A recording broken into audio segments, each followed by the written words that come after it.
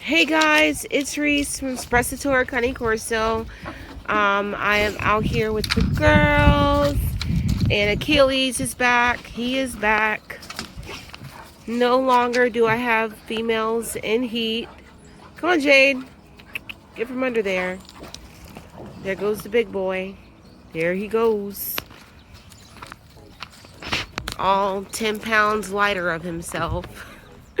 So when girls are in heat, males typically, when it gets very, very fertile around the parts, males typically lose their appetites because they're more concentrated on the chase, getting the female, and it's high anxiety. So they tend to not eat as much. They just eat just enough to maintain a little bit of energy to pursue the chase, and typically, you know, that's why they lose weight. So he's lost a little bit of weight, but he still looks good.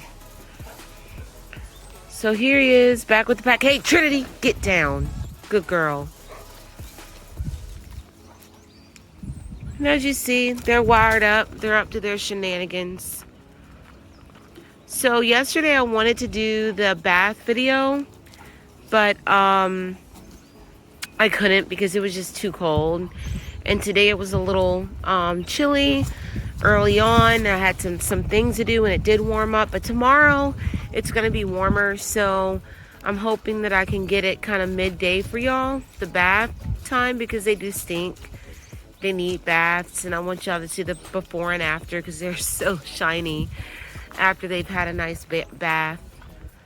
And when Morgan comes over, we're going to do a nail trimming video for everyone wanting to know how to keep the nails nice and trim. We're going to do a video, and I think I'm going to let Achilles be the poster child for the video. Katana's not out here because for whatever reason she didn't feel like it.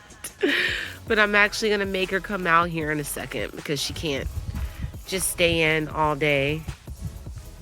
And you see he's still smelling a little bit. He's like, girl, is there a little bit hormone left there? Oh my God, they're so dirty. It's so embarrassing how dirty dogs get. How is everybody making it? Day like, what, 14, 15 of isolation? You know, for me, it's not too bad because I'm a little bit of a homebody in the recent years, so it's not horrible. These are the days where I wished that I was still in the video gaming like I once was, and I could just game and have stuff to do, which we do have stuff to do. So if you look at the yard, it's almost completely mulched. I don't think we need mulch over there because if you look very, very closely, there's some grass root, a whole lot of it. So I think we're pretty good. This is like 3.5 loads of mulch, and now we planted grass seed, and I have some baby grass seed coming out now. I did have questions on regards to whom I'm going to breed Jay to. So there's this breeder in North Carolina, and I'm getting in touch with her because I'm interested in using her male. And once I have the okay with her, I'm gonna make the announcement on whom she'll be breeding to. But either way, if it works out, which I know it will, it's gonna be a phenomenal litter. Very, very phenomenal. Very typey litter, good structure. So I'm excited for it. Jade, you're such a pretty girl. You're such a pretty girl. We need to get Banana out here. Really, really need to get Banana out here. But yeah, nothing much is going on. Tomorrow we'll do the bath, and hopefully that'll be some entertainment. Oh yeah, you guys, and I talked to one of my customers, a woman who has one of my puppies from the second litter, and we were talking about just, I guess, seasonal preventatives like heartworm preventative and flea and tick. And I tell everybody, like, less is more. So if you do a heartworm preventative, I highly recommend, don't get the ones that where it's just all in one, where you're getting like the heartworm preventative with the flea and tick prevention. And I just, there's a lot of problems associated with those, and it's just not worth the risk. So just get something that just takes care of heartworm, and that you can give monthly, like Heart Guard, or I think it's Interceptor, is one that's just for heartworms only. And of course, if it takes care of heartworms, it'll take care of intestinal worms, so then you don't have to really worm. But as far as like flea and tick, you notice mosquitoes out, ticks out, give that separately from the heartworm, because I have heard of a lot of issues associated, like I said, with the all-in-one. And then you can just do like I like the Seresto flea and tick collars. That's a very good option. Or just like a topical, like a good one.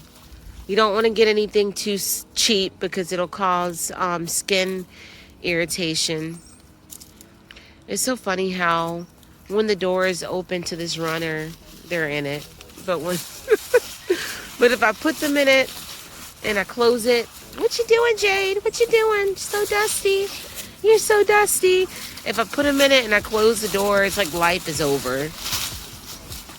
Oh my God. And she's just breaking it. Look at that. We need to get some bars, or I need to get something that'll hold it in so they won't push out. This is still kind of under construction, but we have it up for the most part. But it's no good if they can push out the bottom. So I think we're gonna tack it down, and then get some PVC pipe, because then it'll just do that thing when they try to dig out where it just rolls and they can't really dig out or anything like that. They're just foraging because they're bored. You guys, I think I'm gonna also soon get Aria over here. I heard she's pretty bored. She's missing her sister, so we'll get her over here. But yeah, I just wanted to talk about like the heartworm preventative, the flea and tick preventative. Less is more. I personally, if you do like a flea and tick, I do it through the months where, the mosquitoes are out. And there's risk of heartworm. And so if you do it that way, and you don't do it through the unnecessary months, like most of the times in Virginia, we have pretty cold winters. So you're not going to see mosquitoes and ticks out and stuff like that. But, and those are the times where you can say, okay, I can relax. I don't need to do the flea and tick meds. So you can back off of that until the season picks back up for it. And then you can put them back on it. Give your dog a break, because you are putting a pesticide into their bloodstream, their system. So like I said, I always say like less is more. And I've had dogs forever, and I don't know if it's just I've had good luck, or I don't know. I kind of want to say and toot my own horn and say that I'm doing something right, because my dogs are pretty healthy. All the dogs I've ever kept have been pretty healthy, and I've always done the less is more thing. And they've lived longer. They've had very healthy, long lives for their breed. I took in a dog from a woman who was very, very well off. I'll just say it like that. She's a very well off woman, and she had this dog. It was a Yorkshire Terrier, and my mom worked with her, and she swore up and down that her dog, whom she told me at the time was like 5 years old, he ended up being 8 years of age, had she thought he had cancer and that he was dying. and she had made an appointment to put the dog down. And I'm like, well, if she's had the dog at the vet, like I guess he does have cancer, you know, whatever. But she could never confirm the cancer diagnosis. So my mom called me. She said, look, this woman has the euthanasia on her calendar, and I really don't believe this dog has cancer. I think something else is going on. And so my mother asked me if I would take the dog. And the reason why she didn't take the dog is because she had Siberians there, and they don't do the best with small breeds. So even though I had a Siberian at home, I had Chinese Cressets at home and a boxer at home, and my group was pretty well rounded. So I took the dog in, and I got him home. He was very, very skinny, like emaciated looking. He had luxated patella. You know, he just wasn't doing very well at all. And I later found out that the dog, like a few weeks later, was 8 years old. He wasn't 4 or 5, he was 8 years old. And I took this dog, I put him on a good diet, got his weight up, and I took him to the vet, and I found out that he didn't have cancer, but he had really bad roundworm. Very, very bad roundworm, and it was killing him. He looked horrible. And so we treated him for the roundworm, put him on a good diet, did the less is more program. I'm just going to call it the Spressator Less is More program. And that dog, I was able, in a year's time, I was able to find him a good home. And that dog lived to be, I think, 14 years old. And this is a dog that I took from its deathbed, you know. And I put him on my Less is More, treated him for roundworm, and he is fine.